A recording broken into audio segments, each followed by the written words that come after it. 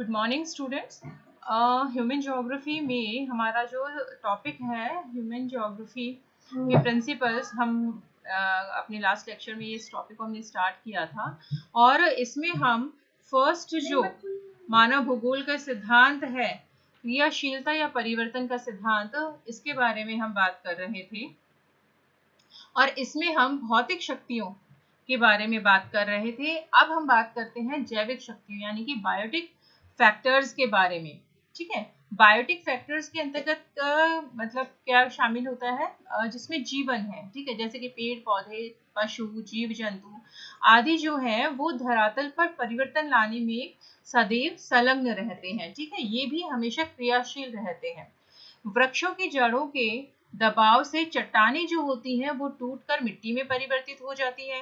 पेड़ पौधों की पत्तियां जो है वो गिरने से, सड़ने से मिट्टी को वो ह्यूमस देती है, उपजाऊ बनाती हैं। जीव जंतु, पशु जो है वो भी भूमि को खोदकर या घरौंदा बनाते हैं अपना, और वनस्पति को नष्ट करके धरातल के स्वरूप में परिवर्तन करते हैं। तो इस प्रकार सभी प्रकार के जो जीव जंतु हैं वो भी धरातल पर परिवर्तन लाने में किसी न किसी रूप में क्रियाशील रहते हैं। तीसरी शक्ति आती है मानव शक्ति। ठीक है, यानी ह्यूमन फैक्टर्स जो है। तो मानव और भौगोलिक कारक और क्रियाशील शक्ति है जो कि प्राकृतिक तत्वों को परिवर्तित करके सांस्कृतिक तत्वों का सृजन निरंतर करता रहता है। ठीक है, वह धरातल के प्राकृतिक स्वरूप में परिवर्तन लाता है। वन भूमि को साफ करके फसल उगाना, चाहे ऊंचे नीचे धरातल को समतल करके सड़कों का निर्माण करना, नदियों से सिंचाई हेतु नहर निकालना, नदियों पर पुल बनाना, खनिजों को खोदकर बाहर निकालना, गांव व नगर को बसाना, ये सभी जो है ये मानव शक्ति के ही परिणाम हैं, मानव की क्रियाशीलता के ही परिणाम है। तो मनुष्य प्राकृतिक दृश्य को बदलकर सांस्कृतिक भूदृश्यों का निर्माण करता रहता है। ठीक है, तो अब हम देखें तो परिवर्तन की सार्वभौमिकता में हम देखें तो पृथ्वी की सतह पर होने वाले जो परिवर्तन है वो उपयुक्त परिवर्तनकारी शक्तियों की सक्रियता के परिणाम हैं। सभी तथ्य उत्पन्न होने के पश्चात विकास की विभिन्न अवस्थाओं से गुजरते हैं और अंततः वो समाप्त हो जाते हैं, वो विनष्ट हो जाते हैं। जड़ चेतन सभी जन्म, वृद्धि, मृत्यु की तीनों अवस्थाओं से गुजरते हैं और सृष्टि के हर पदार्थ में यही विकास क्रम जो है ये पाया जाता है। अगर हम कुछ उदाहरणों के को देखें तो सबसे पहले अगर हम बात करें पर्वतों की, तो पृथ्वी की आंतरिक शक्ति की सक्रियता से, यानी कि जो विवर्तनकारी शक्तियां हैं उनकी सक्रियता से पर्वतों की उत्पत्ति होती है।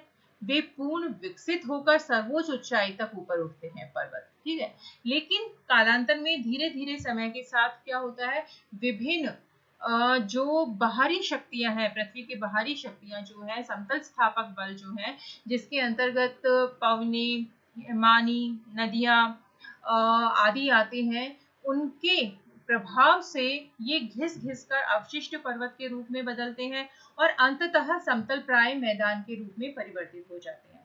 तो पर्वतों का उत्थान होते ही उसके ऊपर परिवर्तनकारी बाहरी शक्तियां जो हैं ये क्रियाशील हो जाती हैं और इनके द्वारा अपक्षय तथा अपर्दन की क्रियाएं प्रारंभ हो जाती हैं, जिससे पर्वत घिसते जाते हैं और उनमें नई नई भू आकृतियों का निर्माण भी होता है और अंततः वो समतल प्राय मैदान में परिवर्तित हो जाते हैं। दूसरा उदाहरण अगर हम नदियों का लें तो नदियां जो हैं उनका भी एक निश्चित जीवन चक्र होता है। नदी के जीवन में परिवर्तन और विकास की विभिन्न अवस्थाएं होती हैं।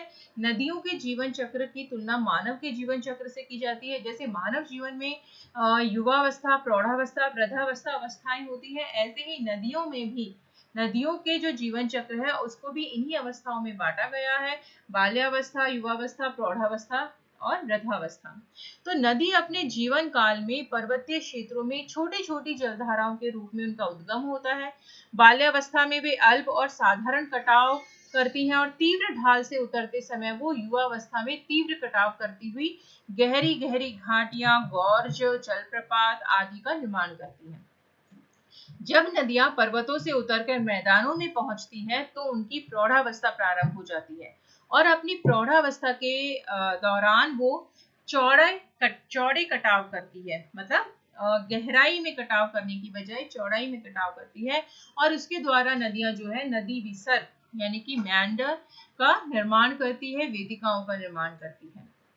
नदियां अपनी वृद्धावस्था में यानी कि अपने जीवन के अंतिम अवस्था में वो सागर के मुहाने पर यानी सागर से मिलने से पहले अपरदनात्मक शक्ति उनकी जो होती है वो लगभग समाप्त प्राय हो जाती है। नदियों की शक्ति जो होती है वो बहुत कम हो जाती है, और उस समय वो मलबा का जमाव करती है और नदी डेल्टाओं का निर्माण करती है। ठीक है, तो नदी अपने जीवन चक्र में विभिन्न अवस्थाओं से गुजरते हुए विभिन्न प्रकार की स्थलाकृतियों का निर्माण करती है। अब नेक्स्ट अगर हम वायुमंडलीय दशाओं की बात करें तो सूर्य तप के असमान वितरण के कारण भूतल पर तापमान, वायुदाब, हवा की गति, दिशा, आर्द्रता आदि जो विभिन्न मौसमी दशाएं हैं उनमें न्यूनाधिक परिवर्तन होता है। जबकि लंबे समय में जलवायु भी बदल जाती है, जिसके कारण जैसे हम देखें हिमयुग आता है, दो हिमयुगों के बीच में अंतर हिमयुग आए, यानी कि हिमयुग फिर अंतर हिमयुग फिर हिमयुग फिर अंतर हिमयुग, इस प्रकार आते हैं। ठीक है, नेक्स्ट बात करते हैं हम पौधे और जीव जंतुओं के बारे में। तो प्रत्येक जीव जो है उसका अपना जीवन चक्र होता है, जैसा कि बताया अभी मैंने, और वह उत्पन्न होता है, उसके विकास की विभिन्न अवस्थाएं होती हैं, जैसे कि शैशवावस्था, युवावस्था, प्रौढ़ावस्था, वृद्धावस्था, और उनसे गुजरता हुआ वो अंततः वो नष्ट हो जाता है, चाहे वो पेड़ पौधे हो या जीव जंतु हो। मनुष्य की अगर हम बात करें तो मनुष्य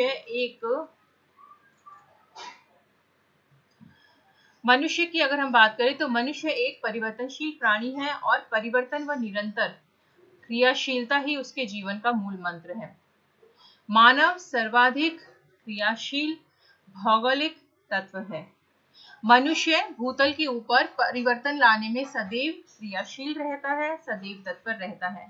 वह प्राकृतिक तत्वों में परिवर्तन लाकर सांस्कृतिक तत्वों का निर्माण करता है।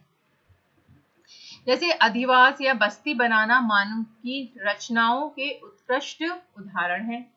जनसंख्या वृद्धि होने से मानव की आवश्यकताएं जो होती है उनमें भी वृद्धि होती है, और जिसके कारण मनुष्य प्राकृतिक और मानवीय संसाधनों का अधिकाधिक मतलब शोषण करता है, जैसे भूदृश्यों में भी परिवर्तन होता है।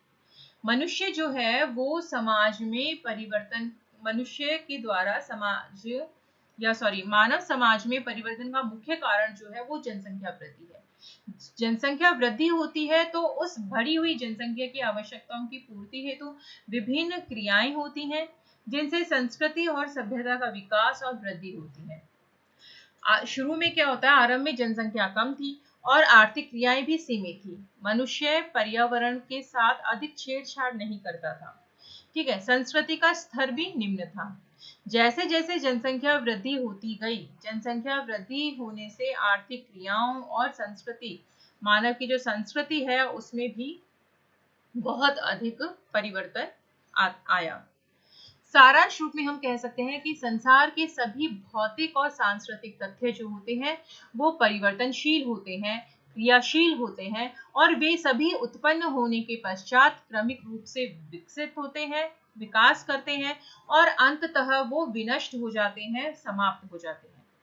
सभी तथ्यों का एक निश्चित जीवन चक्र होता है जो परिवर्तन के नियम से नियंत्रित होता है।